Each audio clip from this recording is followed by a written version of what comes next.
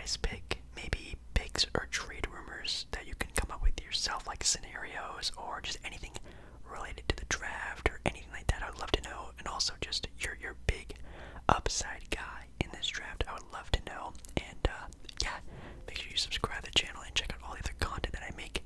Definitely a pretty fun time over here, so make sure you check out the rest of the stuff that I post. And it's gonna be a long video, so let us get started. The website that I'm using for this is Fanspo. If you don't know Fanspo, it's actually kind of a fun website that you can do, again, mock drafts and trades and stuff like that. If you're a big time NBA fan, I highly recommend you go take a look at it. But I will be using the Fanspo app, and I only am going to be doing the first about maybe 15, 14 picks in the draft. If I do all 30, this will be an hour-long video. You guys already know I ramble all the time anyway, so I do apologize. But anyways, I'm on Fanspo. First, 14, 15 picks. Okay, here we go. With the first pick we have with the Orlando Magic, Jake Baller ASMR, have Jabari Smith Jr.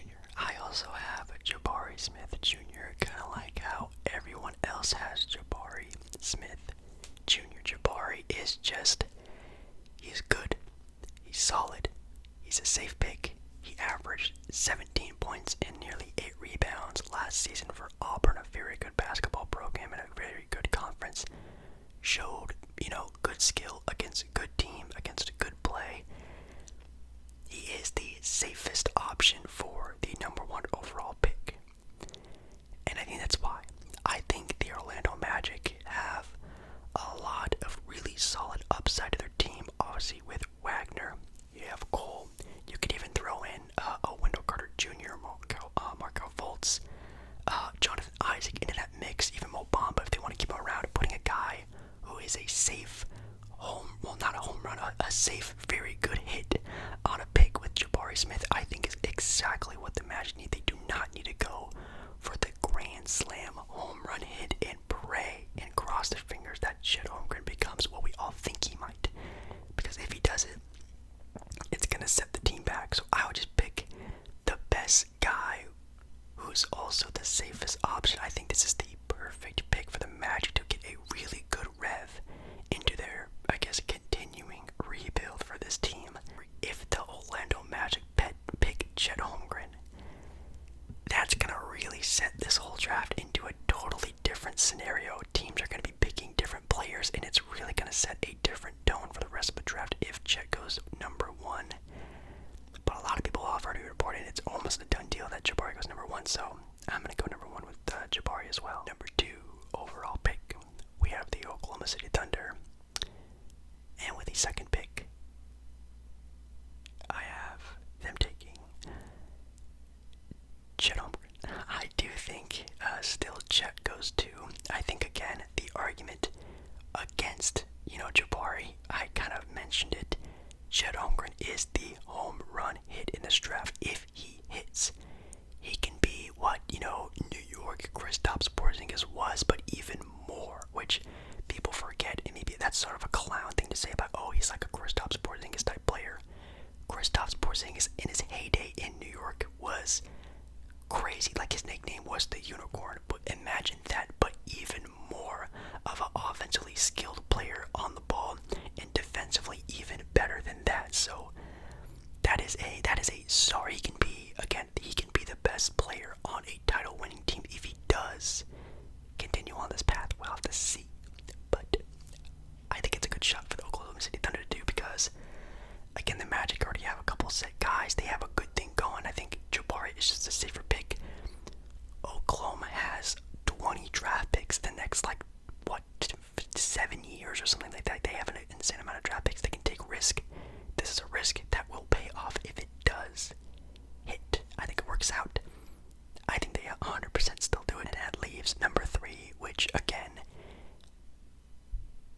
will be Paolo Banchero. I think Paolo Banchero does go 3. I know, wow, Jake Baller, you're doing just the ESPN version of the draft. No, just again, hear me out. If Chet goes 1, I think would like to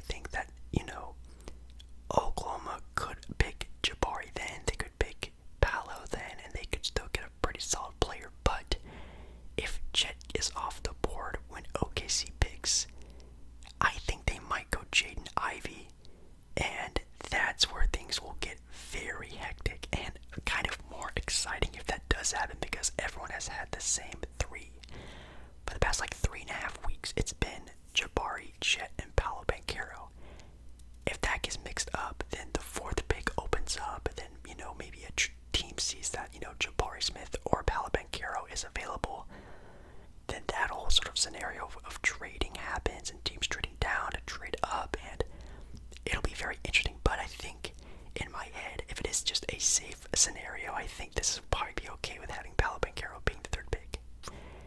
Again, if we're just picking safe, I think this is probably the order. I really like Banchero. I think he's going to do really good in a Houston Rockets uniform. But even then, again, if things get mixed up and he does go to a Kings who are the 4th pick or a Pistons who are the 5th pick, man, it could be very hectic. But I think this is my setup for right now. Kings, they have the 4th overall pick, and with the Kings, this is where trade talk comes into play. Obviously, the Kings have come in reports of wanting to win now, whatever that means for the Sacramento Kings. They want to be competitive. Again, whatever that means. No offense to the Kings fans out there. I really like the Kings. But they want to make the playoffs. I'll say that. And that's great. Awesome.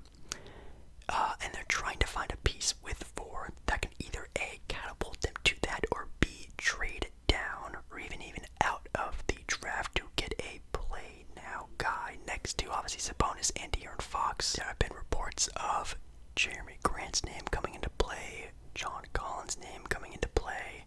There have been, who else? OG Anunoby as well has come into play. There have been a lot of really solid names for the Kings to trade the pick away. But I do think the Kings will stay.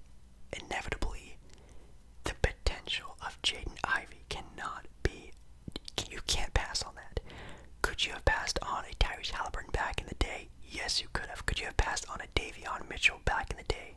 Yes, you could have. Jaden Ivey, by multiple accounts of scouting, has been some sort of ties of a John Morant style of player. Like, you cannot pass on that, especially how useful guard play is, especially athletic guard play is in today's NBA. It's hard to keep a guard in front of you already with how easy calls get for you for referees and stuff like that. It's hard to contain great guards like that, and Jaden Ivey will be one of those guys, I feel already. Then with the 5th pick, like I was just talking about, Detroit Pistons have Jeremy Grant. He's probably either A, leaving at the end of the year, or B, getting traded. You replace that with Keegan Murray. And again, Keegan Murray is a really good player. I think, again, he will be probably the leader for Rookie of the Year. I think he will be at least a 15-10 player his entire career, including his rookie year. But that's what you're going to get. You're going to get a really solid contributor to a team, and of course the Pistons want that, especially long-term on a 4-year deal, already having a great set piece with Cade, and also you have obviously Sadiq Bey, who had a crazy year last year. Maybe you do, get a DeAndre Ayton in the off-season with the max contract. You can cross your fingers on that. And this team is looking really, really good. And then maybe you do find a trade for Jeremy Grant, and man, you guys are looking really set for a play-in team at the very least. So if you can trade, a Jeremy Grant player for technically trading for a Keegan Murray player, you're really just, they're pretty much the same. Obviously, Jeremy Grant will probably be better in the first year or two that Keegan Murray's in the league, but eventually the contract size and the effect that you have in the court will be better than, I think, a Jeremy Grant player. So you take Keegan Murray, at least I feel.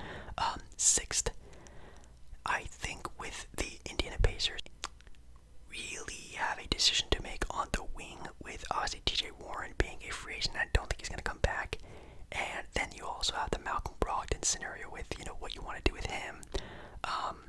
You could say, obviously, with the trade of Domantas Sabonis, they are lacking size at the 4 spot, which again, if Keegan Murray falls to this spot, Pacers are going to snag him so fast.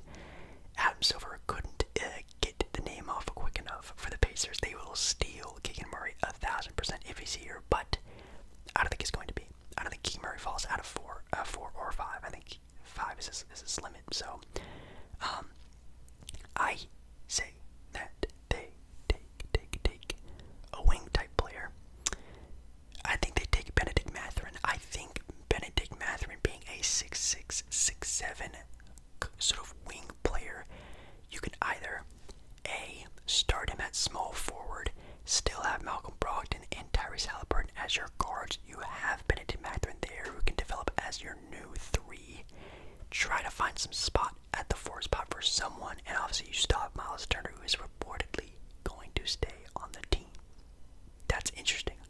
Or B, you trade Malcolm Brogdon. Maybe you fill a spot for that 2, 3, 4 spot, and then you have, ta-da, Benedict Mathurin who could play that guard spot next to Tyrese Haliburton in the backcourt. So I think he has a lot of flexibility there, which will be perfect for the Pacers. And now we're on to pick number 7. And with the 7th pick, the Portland Trailblazers choose no one. They're not gonna. The Blazers are, man, like I'm saying, like 85% chance will not see this pick at all. So Blazers are trading this pick. So in this video, officially, Portland, they're out. Possibilities. Of course, the home run hit would be obviously OG Anunoby. That is the biggest, thing that Portland could get with this pick, and I don't think it will happen. The Portland Trailblazers would have to give up way too much to get OG, and then at that point, you're like, what's left? The bench will be even more dreadful than what it is. You're losing probably maybe multiple first-round picks, maybe 1 or 2. Like it's too much for a player that is obviously really good in a definite need, but it's just too much for a team that is already lacking so much. And that's kind of off the board. There's also the possibility of, again, a Jeremy Grant for just the 7th pick straight up. And if you're a Pistons fan, you're praying, you're crossing your fingers, you have a rabbit's foot for luck about this trade to happen, because that's what you want. And in your mind, you probably think that's great. And in reality, if that does happen, that's also great. Portland gets a veteran forward that they desperately need, and the Pistons get more youth. Wow, a win-win. You know, if the Pistons somehow found this pick, I think definitely they take the chance on Shaedon Sharpe, and they do go with a Cade Shaedon Sharpe backcourt for the future, and you just beg and plead that, he's in the lab, he's testing his shot, he's getting nice and ready, because him and Cade in the backcourt, and then you also have Keegan Murray in the front court now. You have Sadiq Bey. Maybe you do get Ayton. Like, that team is just looking really good. So you're praying for that, and that could happen. There's also possibilities of, Charlotte, who has 2 first-round picks this year, moving up. Maybe Blazers move back, use those for trade assets. I've seen a trade offer of, rumor scenario of the 13th pick and PJ Washington for the 7th pick. I don't think that's that bad. That's definitely, a player who can play now, plus you're getting a draft pick still. Obviously, Charlotte wanting a center, maybe can go after Jalen Durant, or maybe, again, try to get Shaedon Sharpe or someone like that. But it's not the trade I think it's going to happen. Or I can say maybe want to happen, but there's another player that's come up a lot in sort of trade rumors. And I think Portland trades this pick to the Atlanta Hawks for John Collins. Now, again, this might just be me being, hey, I would like to see this more. Maybe.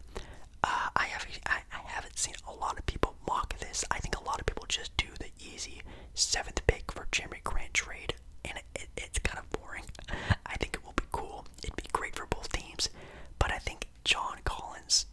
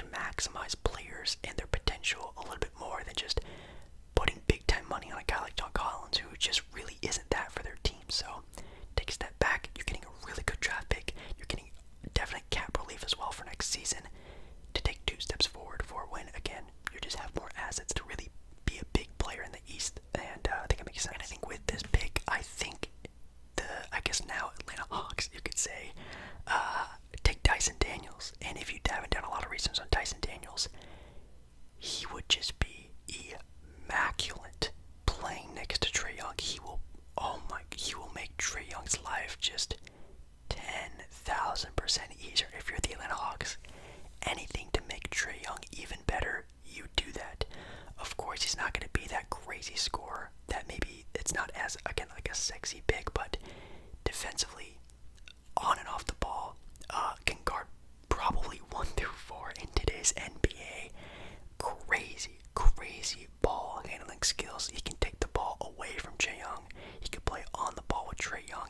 He has definitely improved a lot as a 3-point shooter. You can look up some clips of him really working the ball a lot on the 3-point range. And again, all I can say is please look into more of Dyson Daniels, and you'll see like he will make Trae Young's life simple. And I think that's what you want. He can be the next sort of backcourt guy. Bogdanovich can maybe move to the bench as a really solid 6-man. You're adding just more defense with DeAndre Hunter to the team that probably needs it a little bit more. And maybe you move Okongwu to the starting 4. Maybe you add a piece there in free agency. I don't know, but I really like the pickup. But yeah, anyways, that's the Atlanta Hawks picks, I guess, according to me. Again, it could be a lot of other teams. For the 8th pick, you got the Pelicans taking Johnny Davis. I think the Pelicans being a win-now ready team, well, not win-now like a title, but they will be a playoff team next year. They will be next season's Memphis Grizzlies, Cleveland Cavaliers style team. Well, they will be in contention for home court advantage. I think they will be like a 6-5, 4 seed next year, fully healthy, I'll knock on wood. And if that's the case, they take probably either, well, both the best sort of player available and B, the best ready player available. And Johnny Davis, a sophomore on a really good Wisconsin team, he has 2-way capability. The only thing you could really nag on him is just that he doesn't have great sort of 3-point shooting, which again, like I just said, it's the easiest skill to get in the NBA. I think he will get it in the NBA. You're just getting basically a younger version and probably eventually a better version of Josh Hart on your team that can either start next to CJ or come off the bench and be an amazing 6-man in years to come. This is a no-duh thing. I think Johnny Davis would be amazing. 9th pick, we have the San Antonio Spurs. Now the San Antonio Spurs desperately needing front court depth. A lot of people, and probably everyone, has mocked Jalen Duren being here, and that's again why Charlotte would love to trade up to try to get him. Maybe that does happen with Portland, or maybe it doesn't, I don't know, but that's boring. I want to do a different pick. It's probably the safest pick, and that's probably is what's going to happen. It's going to be Jalen Duren. I think it just makes the most sense of getting a young guy to sort of, develop with DeJounte and Kellen Johnson and blah, blah, blah, but I want fun. And I think San Antonio, known for developing great players, and I think it's probably also going to be Greg Popovich's last year, is it not? I don't know, but I think they take the swing. I think the Spurs take the swing. They take the swing on Shaedon Sharpe. Yes. Possibly the best player of this draft goes to San Antonio, becomes the next guy. I don't know, but a great offensive scoring piece next to sort of 2-way mind, defensive mind of DeJounte Murray. DeJounte and Shaedon Sharpe in 3 years could be maybe the best backcourt in the NBA if it does pan out to be that way. And I think it might if a team like San Antonio were to get him. Now again, if the Kings get Shaedon Sharpe, yikes. If, a team like the Knicks or the Wizards get Shaedon Sharpe, who knows? But I think the Spurs, that will really catapult him to at least to hunker down and really develop his game. Because for a fact the Spurs will not let him out there unless he's ready. They will work him and mold him perfectly before ever just throwing him out there like a lot of other teams would. And I think that's what he really needs. So the Spurs, Shaedon Sharpe, that could be fun, but I think they probably do Jalen Duren. 10, you got Wizards, and again, look out for them to sort of make a trade. They are a win now, playoff contending, yada yada yada type of team. Getting Bradley Beal back, we were just talking about Kristaps Porzingis. You could definitely see them maybe try to work in a trade to maybe get Portland's pick. You know, you can trade 10 and Kuzma for that 7th pick. You can trade 10 and Kuzma for maybe that number 4 pick if they want to go really high. Maybe throw in an extra draft pick. Could make that work. So don't be surprised if they do try to move up because they are trying to win. But again, that's a big, big if. And I do like Kuzma, but is that really pushing the edge of like you getting a top 4 pick? I don't know, but it could happen. But in this draft, we're not going to say it happens. I think they're going to take AJ Griffin. I think that small forward role is a very available sort of role there. I think Denny is really good, but he can definitely be a great sort of playmaker off the bench for this team. And of course you have Kuzma and Rui, but I think having a guy like AJ who can just defend and shoot will be perfect in any scenario. If they do make a playoff run or they do want to develop him, you know, go full rebuild and have him sort of develop into some sort of, you know, poor man's version of Kawhi or Jimmy Butler or whatever you want to call him. He can be a very great two-way player if that does come into play. Even if it doesn't, he's going to be a great defender, a great shooter, and a team who wants to win now, he will be that day one.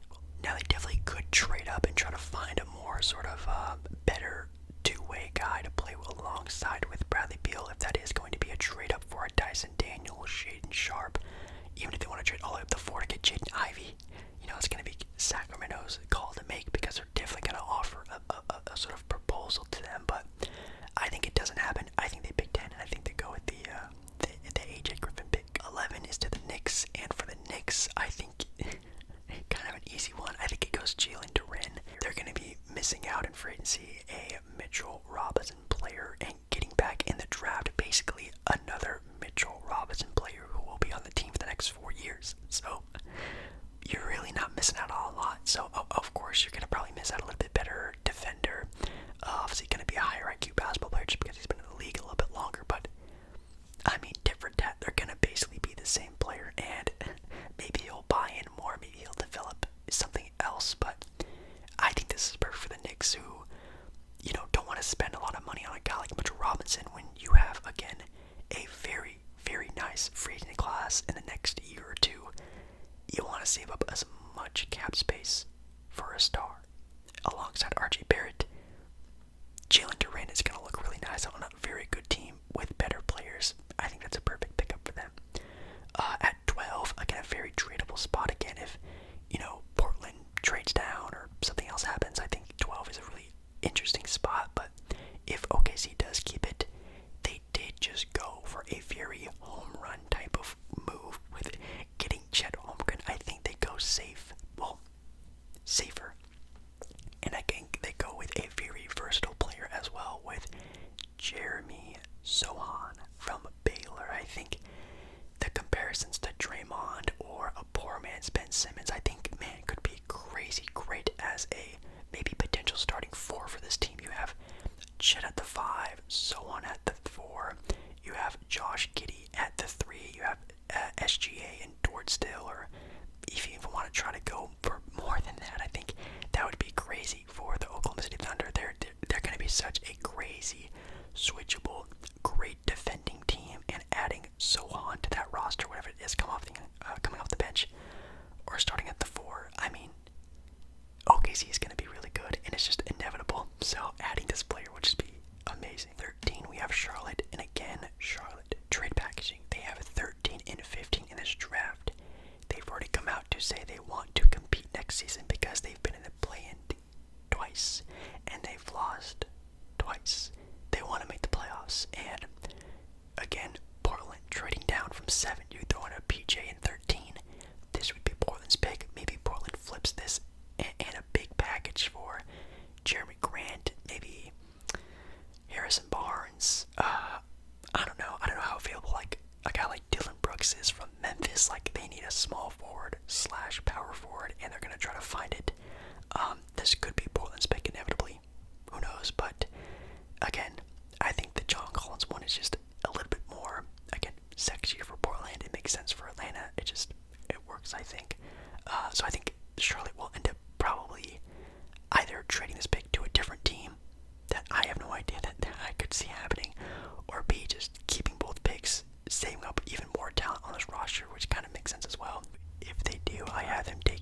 O'Shea Abaji, I think I said that right, from Kansas, the Kansas senior, who is just such a win-now-ready guy, already having pretty much, kind of like, again, we were talking about with Keaton Murray, gonna be what he is right now. He's gonna be a really solid, maybe 15-point per game scorer, can really be a really solid two-way player, can shoot the ball pretty well, can even contribute on an offensive end a little bit more than what we probably can assume or think he can. So a win now type of guy for a win now wanting team. I think it makes a lot of sense. 14, I have Cleveland. And again, it's just a very tradable pick because they are also a team that, hey, guess what, wants to compete now. This could definitely be traded, way, that you could see this trade going all the way back to the 30s if they want to, or maybe even trade out of the draft at all if they can find a more veteran now ready player. So definitely be looking at that. I currently find any that were like super intriguing that I was like, oh my god, this makes so much sense. So I think they probably keep the pick and keep with this young core, adding it with Garland and Sexton and Jared Allen, Evan Mobley. So I have them picking up Tari Eason from LSU, who is a guy who's used to coming off the bench. He was a six-man for LSU, but was leading the team in scoring, I think averaging 17 points and 7 rebounds. He's going to be probably also coming off the bench for this team. Could even win that starting small forward role with his defense and his energy and his effort. I've seen, clips have been working out routines. He's looking really solid, and he also might be one of these steals of the draft for this year. And in an already very great youth run in Cleveland, he's going to get a lot of looks, and I think he's going to be a very, very, very, very, very good player. I don't think he's going to be one of those guys, but he's going to be an amazing contributor to this team day one. And then lastly, we have pick 15, and I think we all know who pick 15 is. It's Mark Williams. Obviously, of course, Charlotte, I think, is probably taking a center in this draft no matter what, whether it is trading up to get Jalen Duren or playing it safe, keeping this pick and picking Mark Williams. And I think either way, it's a win-win. I think Mark Williams, Jalen Duren, like sure, Duren can be a better player, is going to be more athletic, is going to be, maybe more of what you're looking for with a LaMelo Ball running mate, but Mark Williams will be that, and maybe even safer, maybe even a more like set player, and maybe you are looking for that if you are trying to, again, compete now. So I think it works perfectly fine, unless they do trade both picks, trade out, trade to a veteran player, trade for Miles Turner from the Pacers. It can be a lot of different things. And then again, just for like the scenario that we're playing out, if Portland does keep pick 16, which if they did, they probably wouldn't. Again, they'd probably look for a trade package of 16, add some pieces here and there, whatever it is. If it is a future first, a second rounder, and maybe again like a Keon Johnson or whatever else they didn't throw in for John Collins, you throw it for again a Harrison Barnes to start at 3. You look at Dylan Brooks to start. You look for maybe Pistons still want to get rid of Jeremy Grant since they did just draft Keegan Murray. You don't want to get nothing for Grant. Grant's a free agent this offseason, so you gotta trade him at some point, or you're gonna lose him for nothing. There's no way he comes back to this team. So I think it just makes sense that they just get a player in 16. Blazers get their guy still. Pistons still get a great pick. I think it's still a win-win, even if it's not 7. But yeah, that's my draft. This is what I think is going to happen, but at a very minuscule part of it. I could make this video 20 minutes longer and go even more into detail on what could or could not happen, but there are just so many scenarios. And I think it starts with does Chet go 1? If he does, that messes up a lot.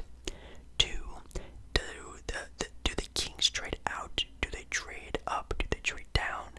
It's what happens with the Kings. 3,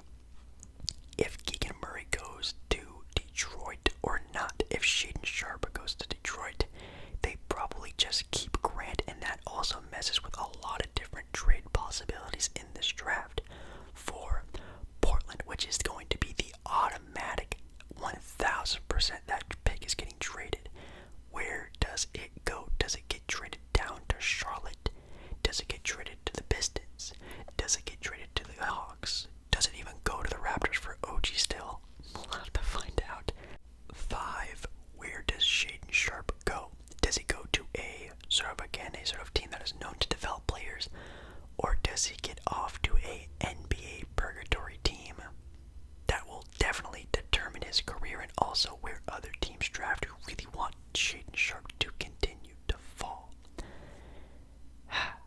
Yeah, there's a lot. Do the Cavs trade their picks? Do the Hornets trade their picks? Do the Spurs trade their picks? Where does 12 go with the Thunder? Or maybe some other team we're not even looking at make a big splash. Does a superstar get traded? No idea, but it's gonna be fun. So yeah guys, hopefully you guys enjoyed this video. I probably rambled on way too much and way too little. If you have a question that you want me to ask or go into more detail about, I'll be making another video obviously on the draft when it's over, and also you can comment down below anything you'd want on the draft and I got you. So yeah, hopefully you guys enjoyed this video. Thank you so much for watching. I love you, love you, love you, love you, love you, love you.